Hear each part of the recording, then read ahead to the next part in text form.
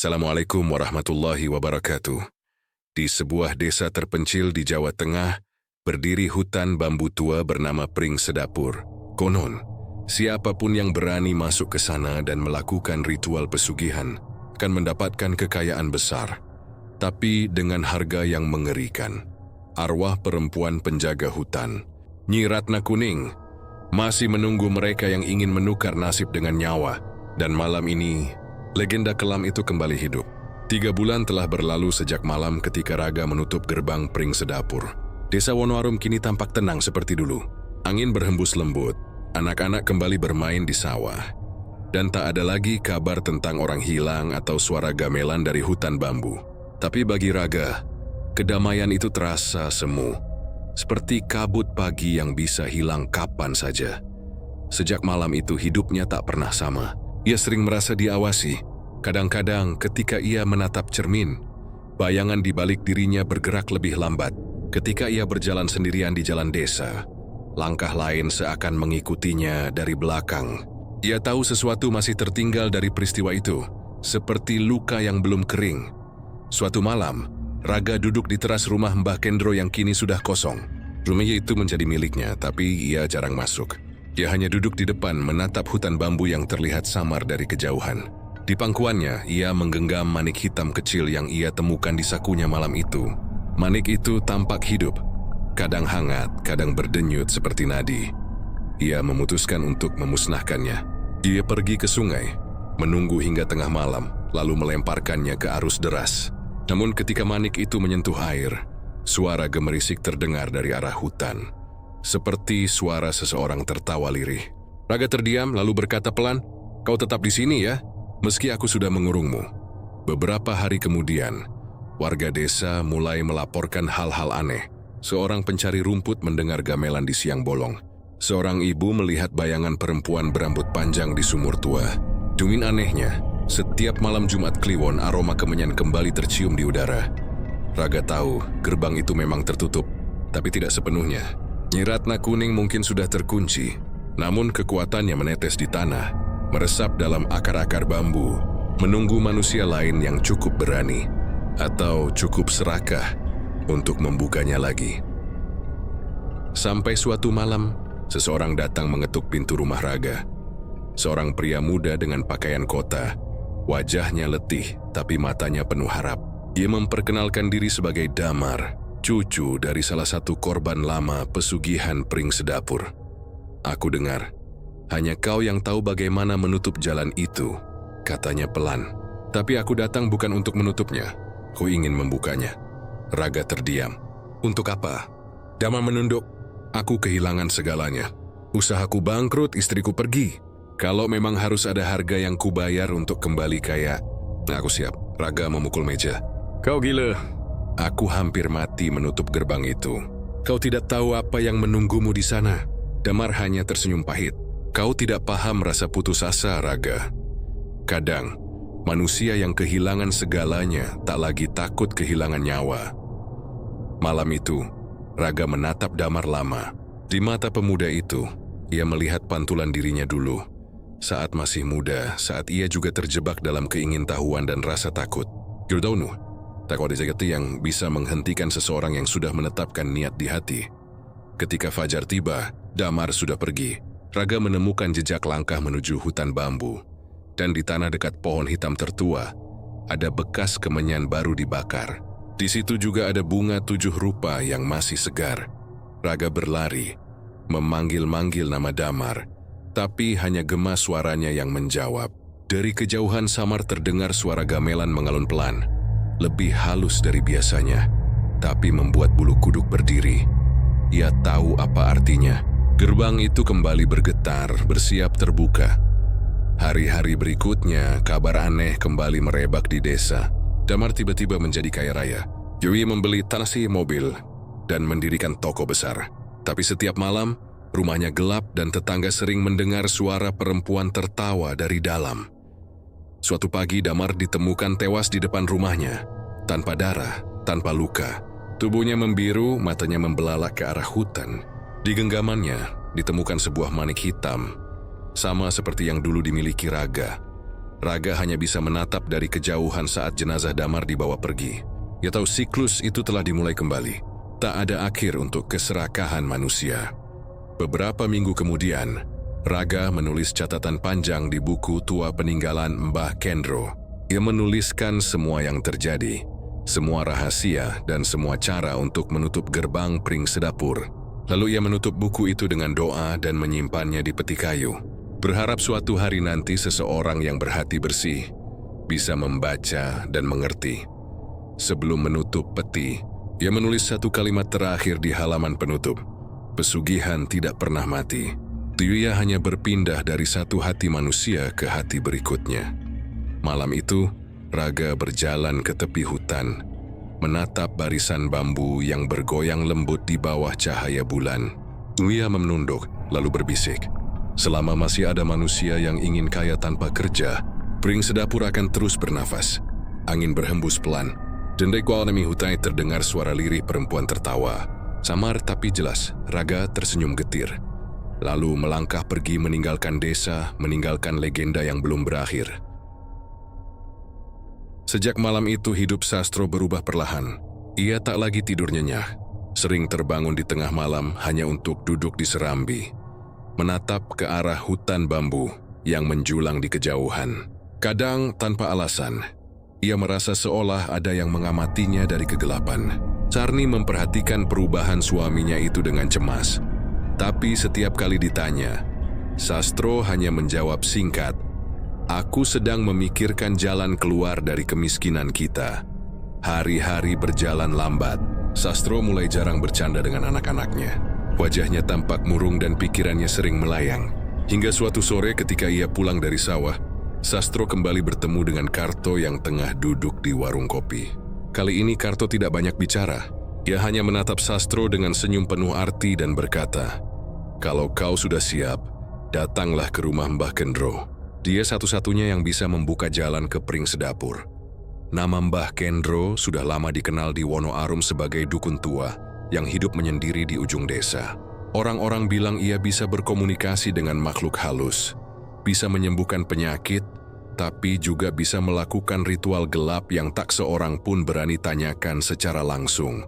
Sastro tahu, mendatangi Mbah Kendro berarti menapaki jalan yang tak bisa ia mundurkan lagi. Malam itu, setelah makan malam, Sastro duduk diam di depan rumah. Anak-anaknya sudah tidur, hanya suara jangkrik dan angin yang menemani. Sarni duduk di sebelahnya menatap wajah suaminya yang tampak gelisah. "Kau ingin ke Pring Sedapur ya?" tanyanya lirih. Sastro menatap istrinya lama tak menjawab, tapi tatapan itu cukup untuk membuat Sarni menangis. "Toh jangan, aku mohon jangan. Kita bisa hidup miskin, tapi jangan cari kaya dari jalan setan." Sastro menggenggam tangan istrinya erat. "Aku lelah nih, lelah jadi bahan kasihan orang. Lihat anak-anak kita, mereka butuh makan, butuh sekolah. Kalau ini satu-satunya jalan, aku harus berani." Sarni hanya bisa terisak.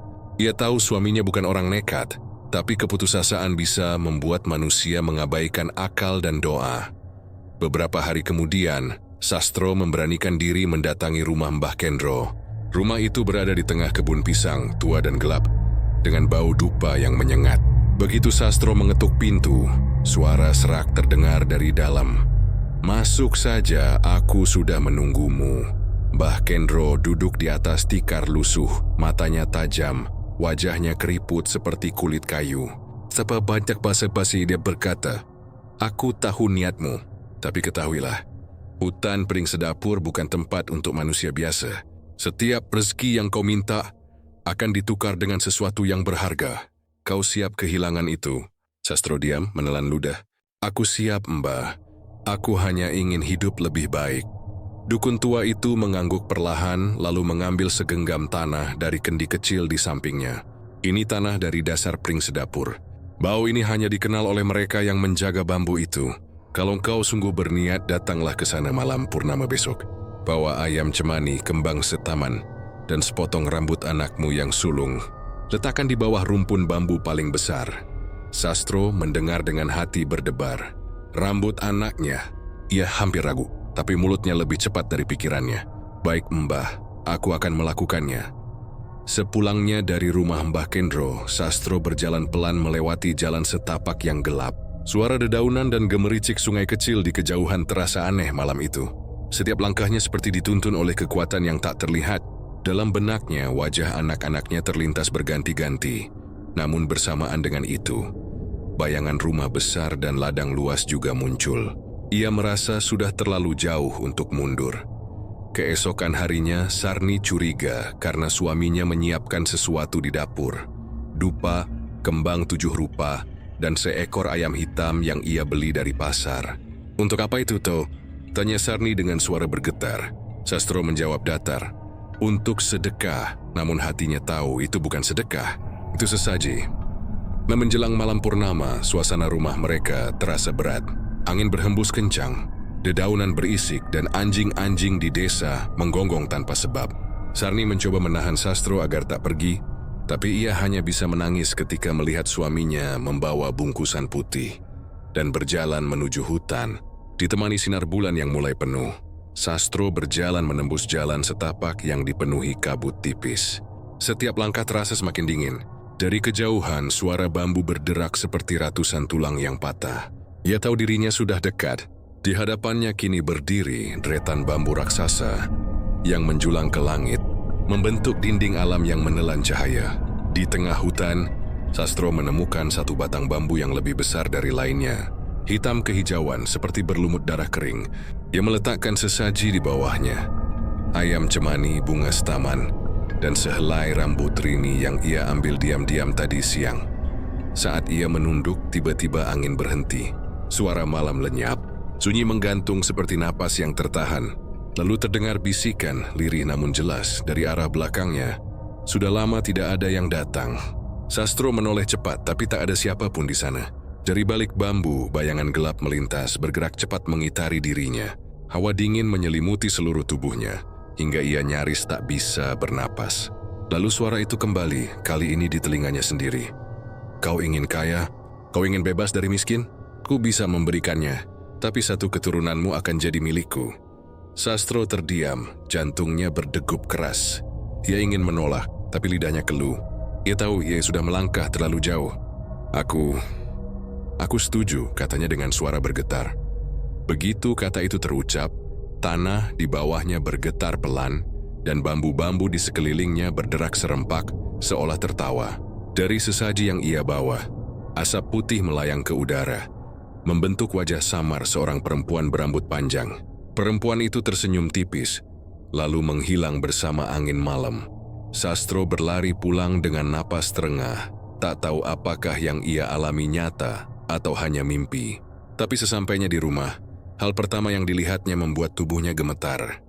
Di depan pintu rumahnya, tergeletak tumpukan uang kertas lusuh dan kalung emas yang belum pernah ia lihat sebelumnya. Ia menatap Sarni yang berdiri ketakutan di balik pintu. "Tuh, dari mana semua itu?" tanyanya lirih. Sastro menatap uang itu lama, lalu menjawab dengan suara bergetar. "Dari mereka yang menepati janji." Dan sejak malam itu, hidup keluarga Sastro tak pernah sama lagi. Rezeki datang bertubi-tubi. Tapi bersama rezeki itu datang pula sesuatu yang tak bisa mereka bayangkan. Bayangan hitam dari pring sedapur yang menagih janji setiap malam. Beberapa hari setelah ritual di hutan pring sedapur, kehidupan keluarga Sastro berubah drastis. Seolah keajaiban datang tiba-tiba. Padi di ladangnya tumbuh subur tanpa diserang hama. Pembeli berdatangan tanpa henti. Dan setiap kali Sastro membuka lumbung, selalu saja ada beras lebih banyak dari sebelumnya. Uang hasil penjualan panen meningkat berlipat ganda. Tetangga-tetangganya mulai heran. "Sastro itu kena tuah apa?" begitu bisik mereka di pasar. Namun Sastro hanya tersenyum datar, pura-pura tidak mendengar. Dalam hatinya ia tahu bahwa semua itu bukan rezeki biasa. Ada sesuatu yang telah ia tukar dalam gelap. Dan setiap kali melihat anak sulungnya Rini, hati kecilnya seperti ditusuk jarum halus. Ia tidak berani menatap mata anak itu terlalu lama. Sarni masih diliputi rasa takut.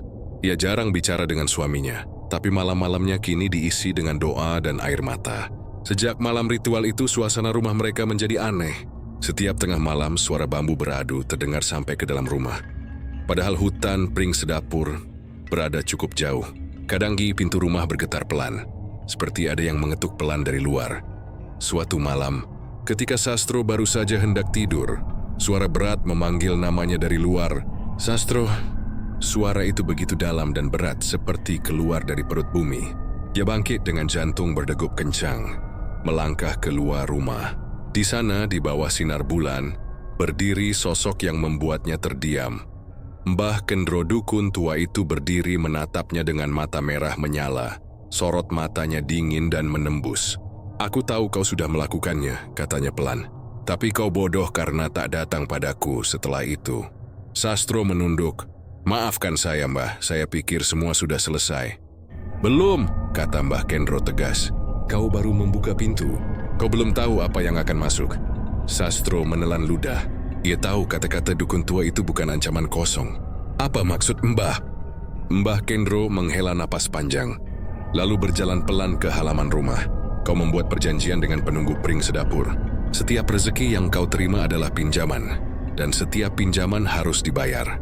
Kalau kau tidak tahu caranya menebus, mereka akan datang menagih lewat anakmu." Mendengar itu, wajah Sastro memucat.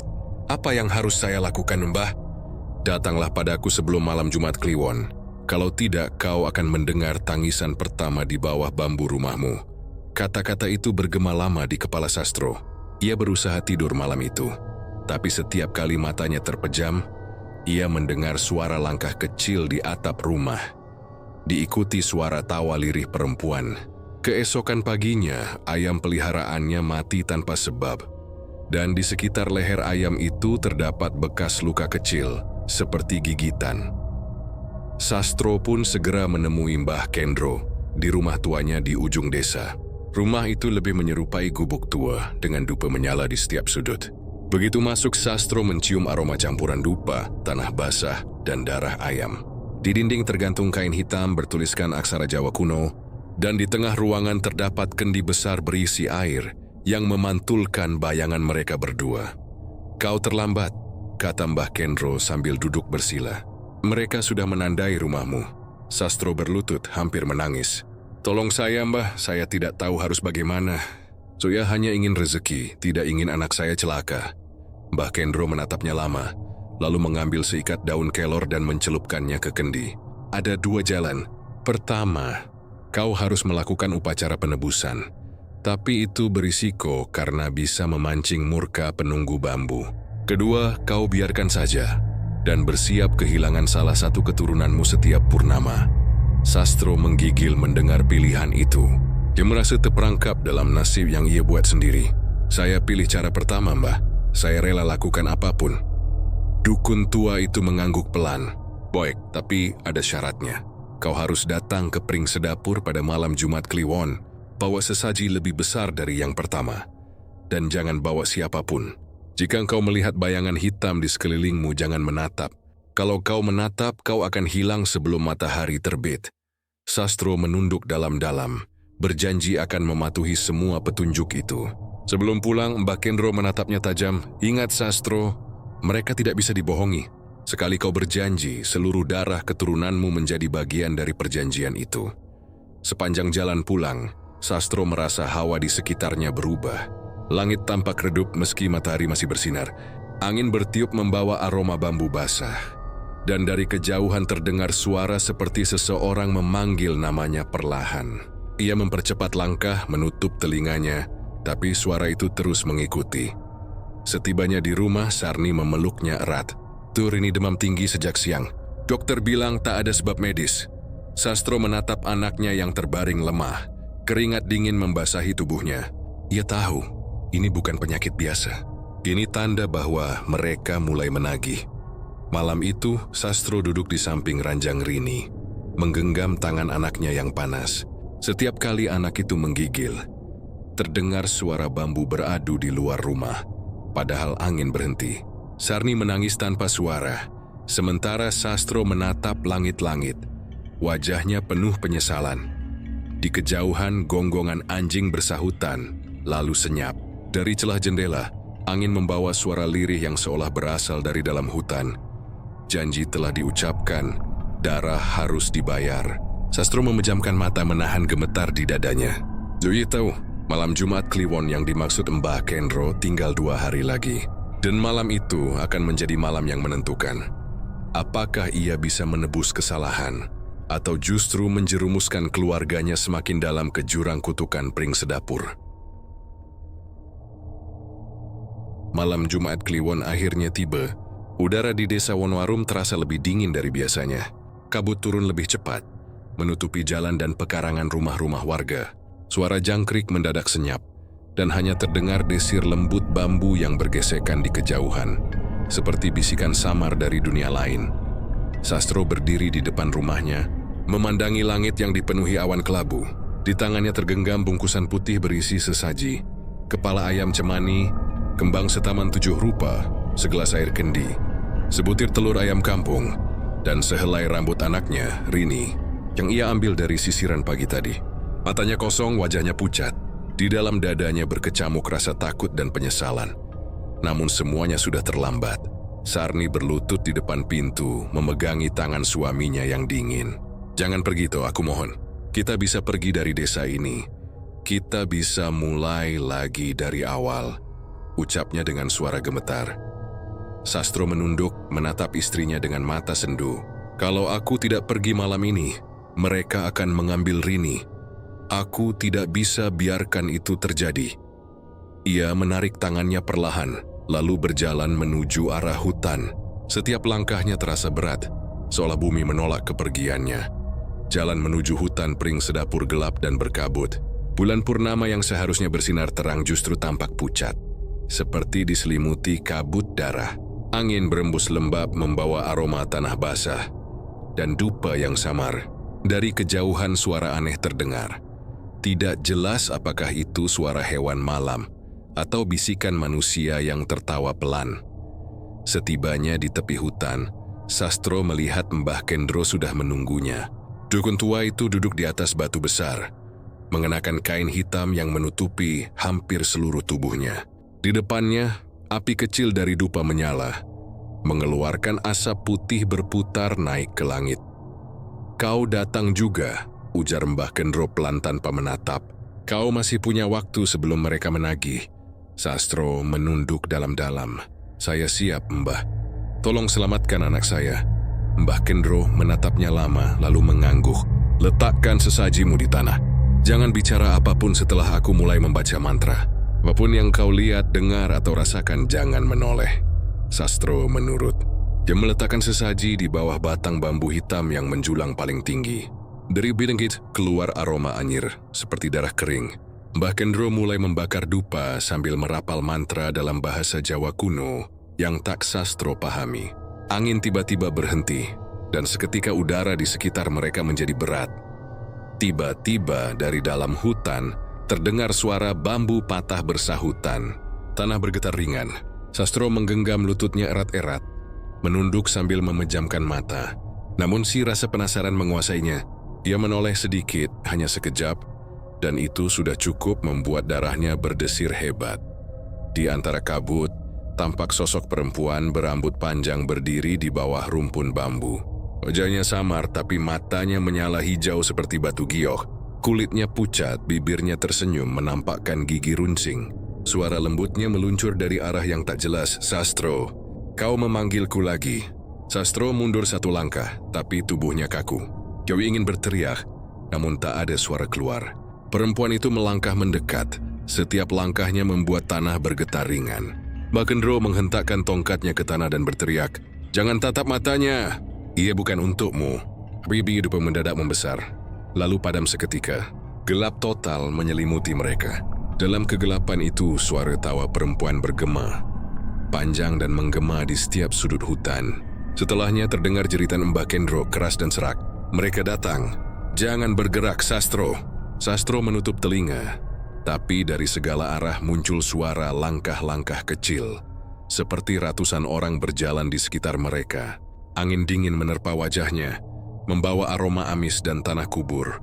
Dari ujung matanya, Sastro melihat bayangan-bayangan hitam merayap di antara bambu. Bentuknya menyerupai manusia, namun tubuhnya bengkok dan tangannya panjang menjulur ke tanah. Sastro hampir kehilangan kesadaran ketika salah satu bayangan itu berhenti di depannya. Suara berat berbicara dalam bisikan. Janji sudah diucapkan. Tumbal harus ditepati. Kau memilih jalan ini sendiri. Tiba-tiba tanah di bawah kaki Sastro retak kecil, dan dari celahnya keluar tangan hitam berlumur lumpur, berusaha menariknya. Sastro menjerit dan berusaha melepaskan diri. Mbah Kendro dengan sisa tenaga melemparkan segenggam abu dupa ke arah tangan itu. Seketika genggaman itu lenyap bersama suara mendesis. Kau lihat apa yang telah kau buka, Sastro, kata Mbah Kendro dengan suara parau. Mari kita akan berhenti sebelum mengambil bagian mereka. Satu jiwa dari darahmu telah menjadi milik mereka. Sastro terisak di tanah, lututnya gemetar. Tidak, Mbah. Ambil apa saja dariku asal jangan anakku. Namun suara dari dalam hutan menjawab dengan nada yang menyeramkan. Kau sudah memilih, bukan kami yang memutuskan. Lalu angin berputar kencang. Bambu-bambu berayun keras seolah dilanda badai. Dupa menyala lagi dengan warna merah pekat. Di tengah cahaya itu muncul wajah perempuan berambut panjang tadi, kini lebih jelas. Kulitnya retak seperti tanah kering. Matanya meneteskan darah. Ia tersenyum lebar. Kau akan kaya, tapi setiap purnama, aku akan datang mengambil bagian dari hidupmu. Setelah kata itu terucap, seluruh hutan kembali sunyi. Padam kabut lenyap, dan suara malam perlahan kembali. Hanya Mbah Kendro dan Sastro yang masih tersisa di sana, terengah-engah dengan tubuh basah oleh keringat dan tanah. Ritual selesai, ujar Mbah Kendro lirih. Tapi ini baru awalnya. Mulai kalian ini kebawakan yang melihat hal-hal yang tak bisa dijelaskan. Jangan menolak apapun yang datang, karena setiap penolakan hanya akan mempercepat kutukan. Sastro tak menjawab. Ia hanya menatap tanah di mana tadi tangan hitam itu muncul. Dari celah kecil itu, muncul genangan darah yang perlahan terserap ke bumi. Ketika mereka pulang menjelang subuh, Sastro melihat dari kejauhan rumahnya tampak terang, terlalu terang untuk waktu sepagi itu. Begitu mendekat, jantungnya berhenti berdetak sesaat. Di depan rumahnya, puluhan lembar uang kertas berserakan tertiup angin, dan di tengahnya berdiri Rini, anaknya, dengan wajah pucat dan mata kosong, memegang sebatang bambu kecil di tangannya. Sarni berlari keluar rumah sambil menjerit, memeluk anaknya yang tak sadarkan diri. Uang itu beterbangan, sebagian menempel di dinding rumah, sebagian jatuh ke tanah yang masih basah oleh embun. Sastro hanya bisa berdiri, mematung. Ia tahu sewa hutan Pring Sedapur telah menepati janji. Kekayaan datang, tapi bersamanya datang pula sesuatu yang jauh lebih gelap dari sekadar kutukan. Sesuatu yang telah ia panggil sendiri, dan kini tak akan pernah pergi. Pagi setelah ritual di hutan Pring Sedapur, suasana di rumah Sastro berubah aneh. Udara terasa berat, seperti menekan dada siapapun yang berada di dalam rumah.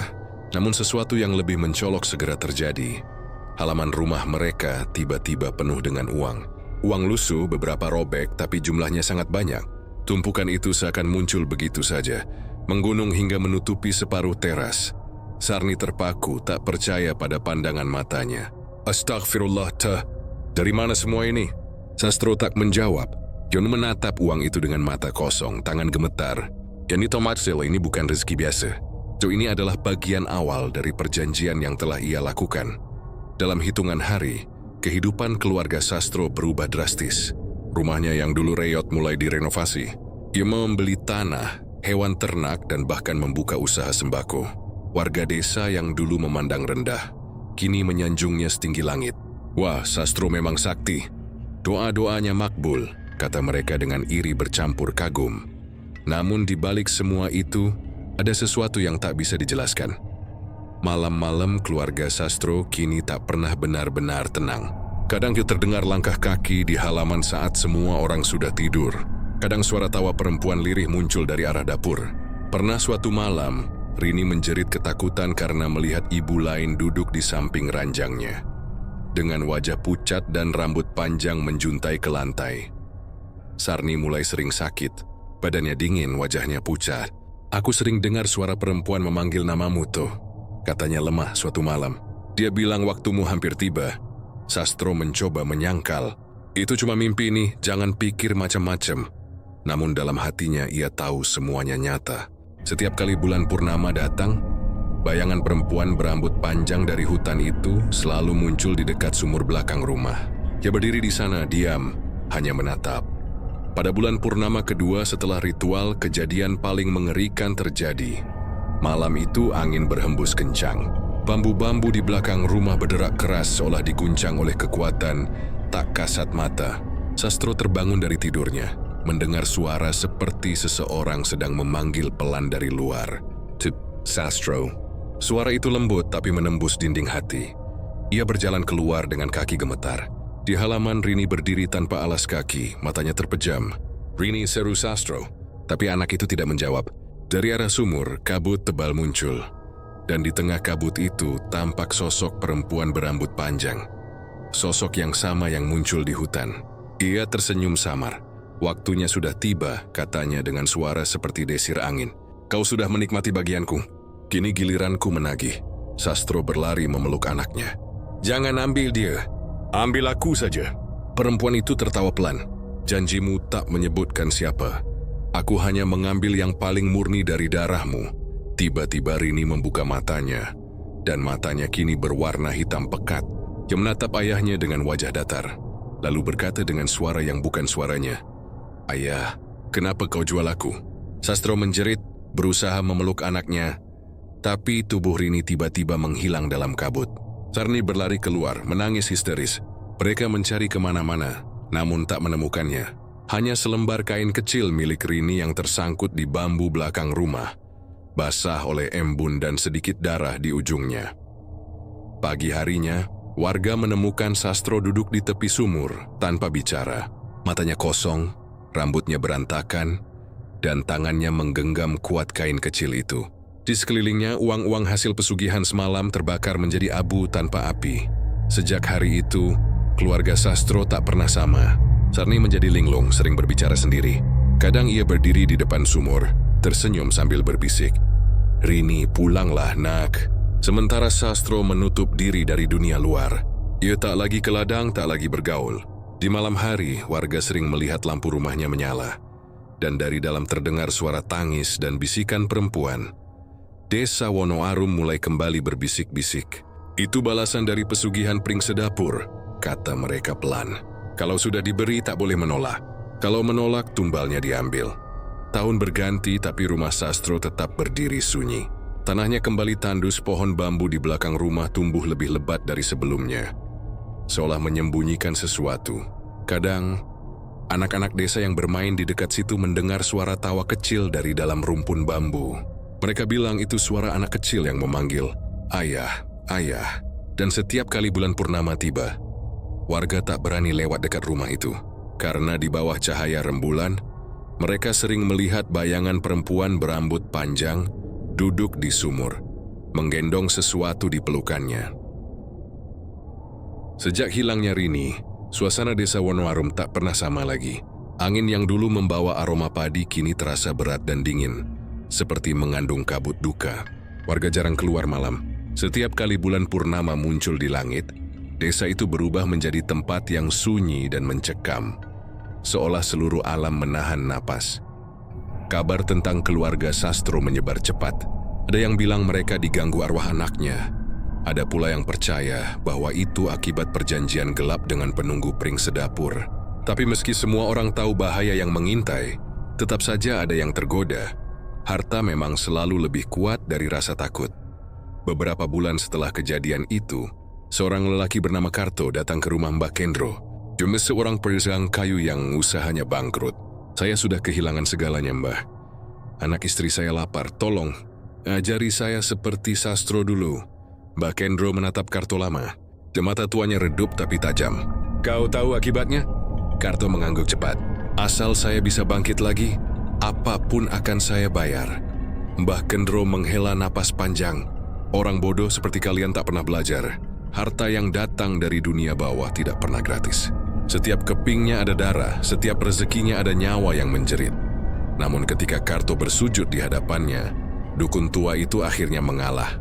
Dia tahu, begitu seseorang datang dengan niat yang bulat, tak ada nasihat yang bisa membendungnya. Malam berikutnya, mereka berdua masuk ke hutan Pring Sedapur.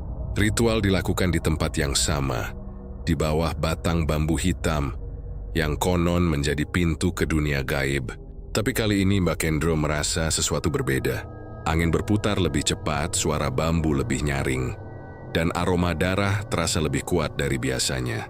Ketika mantra dibacakan, dari arah gelap muncul bisikan serak. Yang lama belum lunas, tapi kau membawa yang baru. Mbak Kendro terdiam. Yuria tahu itu suara penunggu Pring Sedapur, makhluk perempuan yang dulu menampakkan diri pada Sastro. Seketika, tanah di sekitar mereka bergetar. Dari celah akar bambu, muncul tangan-tangan kecil berwarna hitam, seolah mencoba keluar dari dalam bumi. Karto menjerit ketakutan, tapi Mbah Kendro tetap duduk, membaca mantra penutup. Setelah beberapa saat semuanya kembali hening. Namun keheningan itu bukan pertanda baik. Keesokan harinya, Karto pulang dengan wajah pucat, tapi membawa sekeranjang uang logam kuno yang tiba-tiba muncul di depan rumahnya. Ia bersorak kegirangan, merasa doanya terkabul. Tapi malamnya istrinya mendadak sakit keras. Tubuhnya panas seperti terbakar, dan setiap kali ia memejamkan mata, ia berteriak melihat bayangan anak kecil tanpa wajah, memanggil dari bawah ranjang. Dalam waktu seminggu, istri dan anak Karto meninggal tanpa sebab jelas. Dokter desa tak mampu menjelaskan, tapi warga tahu itu bukan sakit biasa. Pesugihan Pring Sedapur menagih tumbal lagi, kata mereka dengan nada takut. Sementara itu Mbah Kendro mulai sering didatangi mimpi buruk. Dalam tidurnya, ia melihat perempuan berambut panjang berjalan di tengah hutan, memanggul tubuh-tubuh kecil anak-anak yang menangis tanpa suara. Setiap kali ia bangun, tubuhnya penuh keringat dingin. Suatu malam, ketika ia menyalakan dupa di rumahnya, bayangan perempuan itu muncul di cermin. "Kau yang membuka jalan, Kendro," katanya dengan suara berlapis-lapis. Kini mereka akan datang satu persatu. Dukun tua itu menatap cermin dengan mata lelah. "Apa maumu dariku?" Perempuan itu tersenyum tipis. "Kamu sedang memberi jalan bagi manusia serakah. Aku hanya menagih jatahku." Setelah malam itu, Mbah Kendro jatuh sakit. Tubuhnya kurus, kulitnya mengering seperti daun tua. Ia jarang keluar rumah. Hanya terdengar batuk dan suara azan kecil dari dalam kamar setiap malam. Tapi tak ada yang berani menolong. Semua warga percaya ia telah menjadi bagian dari kutukan yang ia ciptakan sendiri. Kutukan itu kemudian menyebar ke seluruh desa. Setiap orang yang pernah mendekat ke hutan Pring Sedapur mulai mengalami hal-hal aneh. Ada yang mendengar suara gamelan di tengah malam. Ada yang melihat bayangan perempuan menari di antara batang bambu. Bahkan beberapa warga mengaku melihat anak kecil bermain di tepi jalan, lalu menghilang begitu disapa. Suatu pagi, seorang penggembala menemukan benda aneh di tepi hutan. Sebuah kendi tua berisi uang logam, tapi di bawahnya terdapat gumpalan rambut dan kuku manusia. Setelah itu, desa semakin kacau. Satu persatu warga mengalami kesialan. Sapi mati mendadak, anak-anak sakit tanpa sebab, derian suara tangisan perempuan terdengar setiap malam Jumat. Hingga suatu malam, suara gamelan dari hutan itu terdengar lebih jelas dari sebelumnya. Gamelan lembut tapi menyeramkan, disertai suara nyanyian halus berbahasa Jawa kuno. Beberapa warga yang penasaran mencoba melihat dari kejauhan. Di antara kabut, mereka menyaksikan bayangan puluhan orang berpakaian putih menari di bawah cahaya bulan, mengelilingi sosok perempuan tinggi berambut panjang yang memegang bambu hitam. Keesokan harinya, mereka yang menonton itu jatuh sakit bersamaan. Tubuh mereka panas, mata membiru, dan lidah mereka membengkak. Sebelum meninggal, mereka semua menggumam kata yang sama. "Sedapur, Sedapur." Warga pun menamai peristiwa itu sebagai kutukan Pring Sedapur. Dan sejak saat itu, tak ada lagi yang berani mendekati hutan itu, bahkan di siang hari sekalipun. Rumah Sastro kini tinggal puing. Sarni hilang tanpa jejak. Hanya sumur tua di belakang rumah yang masih berdiri, dikelilingi rumput liar dan suara desir bambu yang tak pernah berhenti. Konon, jika seseorang berani datang ke sana saat bulan purnama, ia akan mendengar suara perempuan bernyanyi lembut. Lagu duka dari arwah yang tak pernah tenang. Dan dari dalam sumur itu terdengar suara anak kecil memanggil, "Ayah, aku di sini."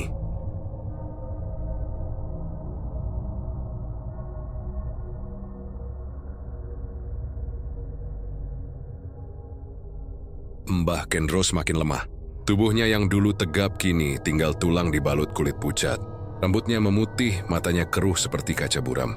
Ia tak lagi keluar rumah. hanya duduk di pojok ruangan dengan dupa yang terus menyala, sementara aroma menyan memenuhi udara. Orang-orang mengira ia sekarat, tapi sebenarnya Mbah Kendro sedang menunggu sesuatu. Setiap malam ia berbicara sendiri, seolah sedang berdialog dengan sosok yang tak kasat mata. Kadang terdengar ia menangis, kadang tertawa pelan dengan suara serak yang menyeramkan. Sampai suatu malam, seorang pemuda bernama Raga, cucu dari sahabat lama Mbah Kendro, memberanikan diri datang menjenguk. Ia membawa air kelapa muda dan nasi uduk. Niatnya hanya ingin berbakti pada orang tua yang dulu dikenal bijak. Begitu Raga membuka pintu, udara dingin langsung menyeruak. Ruangan itu remang, dipenuhi asap dupa dan kertas rajah yang menempel di dinding. Di tengah ruangan Mbah Kendro duduk bersila, matanya terbuka tapi pandangannya kosong. "Mbah, ini Raga," katanya pelan. "Saya datang mau jenguk Mbah." Mbah Kendro menoleh perlahan. "Raga." Suaranya serak lirih seperti angin yang lewat di sela bambu. "Kau cucu Wito ya? Sudah besar kau sekarang." Raga tersenyum kaku. "Iya Mbah, saya bawa makanan buat Mbah." Tapi Mbah Kendro menggeleng. "Aku tidak butuh makanan dunia lagi, Nah. Waktuku hampir habis. Tapi ada yang harus kau dengar. Sebelum semuanya terlambat." Raga menelan ludah. "Apa maksud Mbah?" Mbah Kendro menatap ke arah cermin besar di depannya yang ditutupi kain hitam. "Kau tahu siapa penunggu pring sedapur itu?" Tanyanya tiba-tiba. Raga menggeleng. "Dia bukan sekadar arwah. Dia manusia." "Dulu," ujar Mbah Kendro pelan, "namanya Nyi Ratna Kuning. Dulunya hidup peris masa penjajahan Belanda. Ia dikenal sebagai tabib sekaligus dukun sakti. Tapi kecantikannya membuat banyak lelaki tergila-gila, termasuk seorang bangsawan yang tamak dan kejam." Mbah Kendro berhenti sejenak, menghela napas berat. Bangsawan itu menuduh Nyi Ratna penyihir setelah ia menolak jadi selirnya. Dia disiksa lalu dibunuh di tengah hutan bambu. Tubuhnya dimasukkan ke dalam lubang dan ditimbun bersama benda-benda pusaka, keris, kendi, dan kain kafan kuno. Tapi sebelum mati ia bersumpah, "Setiap darah keturunan manusia tamak yang datang padaku akan kubayar dengan harta dan kutuk." Raga menatap ngeri. "Jadi, pring sedapur itu tempat dia dikubur?" Mbah Kendro mengangguk perlahan. "Dan setiap batang bambu di sana adalah saksi kutukan itu. Satu batang untuk setiap jiwa yang ditumbalkan." Ia melanjutkan dengan suara bergetar. "Aku dulu muridnya. Aku belajar dari Ratna Kuning. Tapi aku yang mengurungnya di sana. Aku takut kekuatannya lepas dan menghancurkan desa. Tapi aku juga bodoh. Aku tak sadar bahwa dengan mengikatnya di hutan itu, aku justru memberinya jalan untuk memakan serakah manusia yang datang memohon pesugihan." Mbah Kendro terbatuk keras, darah menetes dari bibirnya. Raga panik ingin menolong, tapi Mbah Kendro menahan tangannya. "Dengar Raga, kutukan itu belum berhenti. Selama masih ada orang yang datang ke pring sedapur dengan niat serakah, dia akan bangkit lagi." Raga menatap mata tua itu dengan rasa takut bercampur iba. "Apa yang bisa saya lakukan, Mbah?" "Temukan kendil pusaka di bawah bambu hitam tertua," kata Mbah Kendro lirih. "Di dalamnya ada rajah pengikat, jimat terakhir yang bisa menutup gerbang arwah. Tapi ingat, jangan buka dengan tanganmu. Kalau kau salah langkah, Ratna Kuning akan lepas dan tak ada yang bisa menahannya lagi." Mbah Kendro kemudian tersenyum samar. "Aku sudah menanggung dosaku terlalu lama, Nak. Kalau nanti aku mati, kubur aku di dekat sumur rumah Sastro. Di sanalah semuanya dimulai, dan di sanalah harus berakhir." Malam itu, setelah Raga pulang, warga mendengar suara gamelan lembut dari rumah Mbah Kendro. Tak lama kemudian, cahaya merah menyala dari jendela. Dan ketika warga datang menolong, rumah itu sudah kosong. Hanya tersisa abu dupa yang masih mengepul. Dan tulisan di dinding yang terbakar separuh. "Ratna belum tidur." Raga kembali ke rumah dengan hati bergetar. Ia yakin pesan Mbah Kendro bukan omong kosong. Dan malam itu, dalam tidurnya, ia bermimpi berdiri di tengah hutan pring sedapur. Di hadapannya berdiri seorang perempuan berpakaian putih lusuh, rambutnya panjang hingga menyentuh tanah. Perempuan itu menatapnya sambil tersenyum. "Cucu murid Kendro, kau datang juga. Aku sudah lama menunggumu." Begitu Raga terbangun, keringat dingin membasahi seluruh tubuhnya. Di tangan kanannya ia menggenggam sesuatu, sepotong bambu hitam sebesar jari, dengan tulisan kuno yang terukir di permukaannya, "Sedapur nyawa, sedapur dosa." Sejak malam ketika mimpi itu datang, Raga tidak bisa tenang.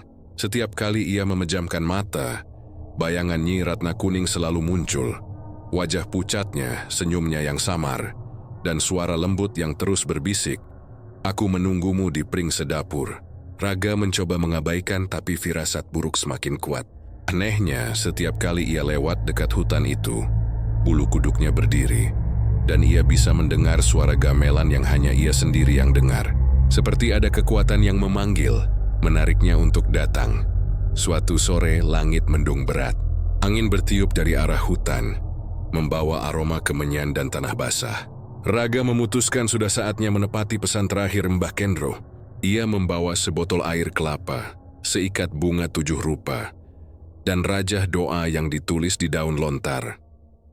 Dengan langkah hati-hati, ia menapaki jalan setapak menuju pring sedapur. Hutan itu kini tampak berbeda, lebih gelap, lebih padat, seakan hidup. Setiap batang bambu mengeluarkan bunyi lirih, dan dari sela-selanya keluar kabut tipis. Burung-burung diam, bahkan jangkrik pun tak bersuara. Di tengah hutan, Raga menemukan pohon bambu hitam tertua seperti yang disebut Mbah Kendro. Di bawahnya ada batu besar berlumut. Ia berlutut, mulai menggali dengan tangan kosong. Tanahnya lembab dan dingin, berbau busuk seperti kuburan lama. Setelah beberapa saat, ujung kendil tua muncul dari dalam tanah, berwarna merah kecoklatan, dengan simbol aneh terukir di sisinya. Raga berhenti, jantungnya berdegup keras. Ia ingat pesan Mbah Kendro, "Jangan buka dengan tanganmu." Maka ia membungkus kendil itu dengan kain putih dan mengikatnya dengan tali janur. Tapi sebelum ia berdiri, tanah di bawahnya tiba-tiba bergetar, suara bambu patah bersautan di sekelilingnya. Dari kegelapan kabut muncul bisikan-bisikan halus, seperti ratusan orang berdoa dengan suara terbalik. Udara menjadi dingin menggigit, dan dari dalam tanah muncul asap tipis. Suara perempuan terdengar, lembut tapi menakutkan. "Kenapa kau membangunkanku lagi, anak Kendro?" Raga menoleh cepat. Di hadapannya berdiri sosok Nyi Ratna Kuning. Wajahnya separuh cantik, separuh membusuk. Rambutnya panjang menutupi sebagian tubuhnya. Matanya menatap tajam, menyala kehijauan. Raga gemetar, tapi ia memberanikan diri. "Aku datang untuk menutup gerbang ini. Ku tidak mau kutukanmu terus memakan orang." Perempuan itu tersenyum sinis. "Kau pikir kau bisa menutup sesuatu yang sudah dibuka oleh darah manusia sendiri? Lihatlah sekelilingmu." Raga menoleh dan terkejut. Di antara batang bambu kini berdiri puluhan bayangan manusia. Wajah mereka kosong, tubuh mereka pucat seperti kapur. Ada yang membawa kendi, ada yang menggenggam uang, ada yang memeluk anak kecil tanpa wajah. Semuanya berbisik bersamaan, "Kami ingin kaya. Kamawa Engshin kaya." Ratna Kuning mengangkat tangannya, dan bayangan-bayangan itu mendekat. Mereka datang padaku dengan keserakahan. Aku hanya memberi apa yang mereka minta. Tapi manusia selalu lupa, setiap permintaan ada bayaran. Raga berteriak, tapi mereka tidak tahu siapa kau sebenarnya. Ratna tertawa keras. Suaranya bergema di seluruh hutan. "Aku hanya cermin mereka, Raga. Kalau manusia berhenti serakah, aku lenyap. Tapi siapa yang bisa menahan nafsu manusia akan harta?" Kabut menebal, dan dari tanah muncul tangan-tangan hitam yang berusaha menarik Raga. Ia cepat-cepat membaca doa dari rajah di tangannya, menyebut nama-nama suci dengan suara bergetar. "Kembalilah ke tempatmu, wahai yang terkutuk. Dengan izin Gusti, aku kunci jalan darah dan tanah ini." Kendil di tangannya bergetar keras. Dari lubangnya keluar asap hitam tebal yang berputar seperti pusaran angin. Ratna menjerit marah. "Berani kau melawan aku, Darah Kendro?" Tiba-tiba angin berhembus kencang. Bambu-bambu berayun gila, menimbulkan suara seperti tangisan.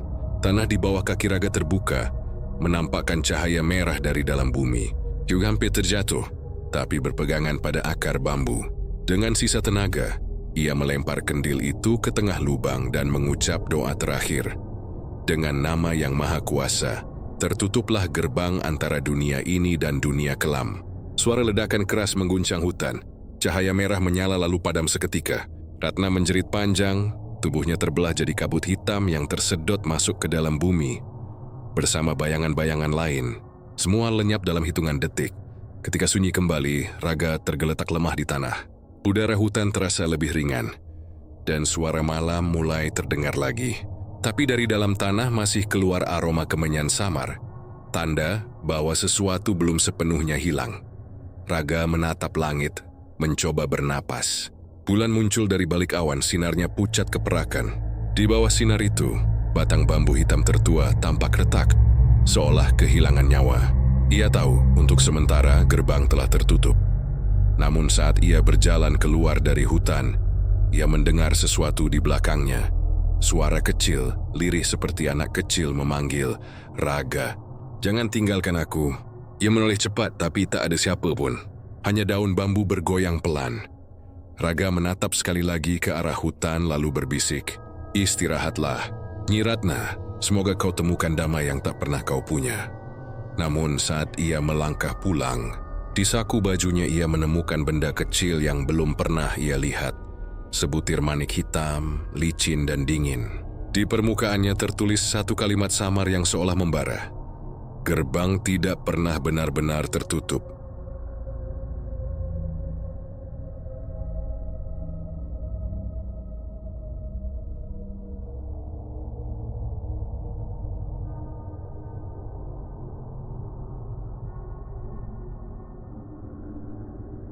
Tiga bulan telah berlalu sejak malam ketika Raga menutup gerbang Pring Sedapur. Desa Wonoarum kini tampak tenang seperti dulu. Angin berhembus lembut, anak-anak kembali bermain di sawah. Dan tak ada lagi kabar tentang orang hilang atau suara gamelan dari hutan bambu. Tapi bagi Raga, kedamaian itu terasa semu. Seperti kabut pagi yang bisa hilang kapan saja. Sejak malam itu hidupnya tak pernah sama. Ia sering merasa diawasi. Kadang-kadang ketika ia menatap cermin, bayangan di balik dirinya bergerak lebih lambat. Ketika ia berjalan sendirian di jalan desa, langkah lain seakan mengikutinya dari belakang. Ia tahu sesuatu masih tertinggal dari peristiwa itu, seperti luka yang belum kering. Suatu malam, Raga duduk di teras rumah Mbah Kendro yang kini sudah kosong. Rumah itu menjadi miliknya, tapi ia jarang masuk. Ia hanya duduk di depan menatap hutan bambu yang terlihat samar dari kejauhan. Di pangkuannya, ia menggenggam manik hitam kecil yang ia temukan di sakunya malam itu. Manik itu tampak hidup, kadang hangat, kadang berdenyut seperti nadi. Ia memutuskan untuk memusnahkannya. Ia pergi ke sungai, menunggu hingga tengah malam, lalu melemparkannya ke arus deras. Namun ketika manik itu menyentuh air, suara gemerisik terdengar dari arah hutan. Seperti suara seseorang tertawa lirih. Raga terdiam lalu berkata pelan, "Kau tetap di sini ya? Meski aku sudah mengurungmu." Beberapa hari kemudian, warga desa mulai melaporkan hal-hal aneh. Seorang pencari rumput mendengar gamelan di siang bolong. Seorang ibu melihat bayangan perempuan berambut panjang di sumur tua. Dungin anehnya, setiap malam Jumat Kliwon aroma kemenyan kembali tercium di udara. Raga tahu gerbang itu memang tertutup, tapi tidak sepenuhnya. Nyi Ratna kuning mungkin sudah terkunci, namun kekuatannya menetes di tanah, meresap dalam akar-akar bambu, menunggu manusia lain yang cukup berani atau cukup serakah untuk membukanya lagi. Sampai suatu malam, seseorang datang mengetuk pintu rumah Raga. Seorang pria muda dengan pakaian kota, wajahnya letih tapi matanya penuh harap.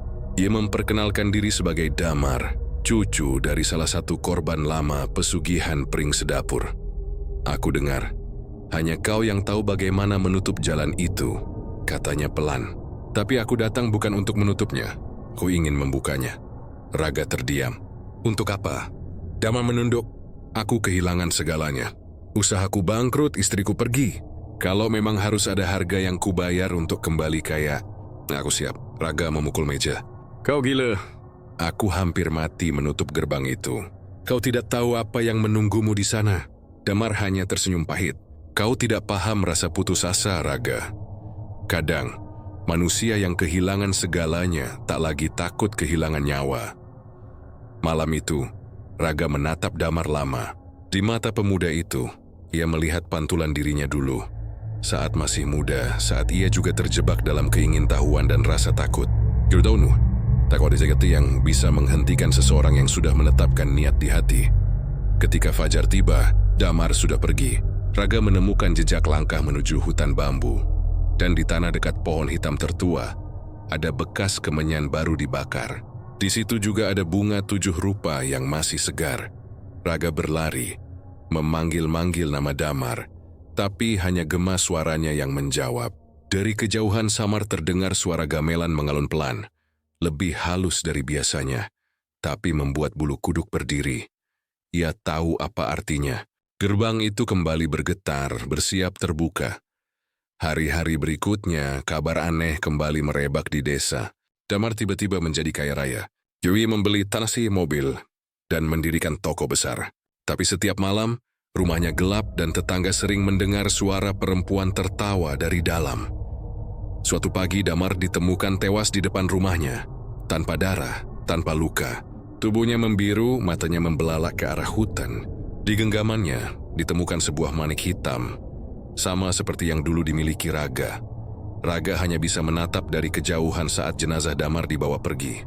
Ia tahu siklus itu telah dimulai kembali. Tak ada akhir untuk keserakahan manusia. Beberapa minggu kemudian, Raga menulis catatan panjang di buku tua peninggalan Mbah Kendro.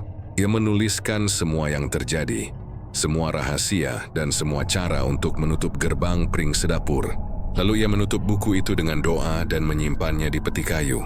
Berharap suatu hari nanti seseorang yang berhati bersih bisa membaca dan mengerti. Sebelum menutup peti, ia menulis satu kalimat terakhir di halaman penutup.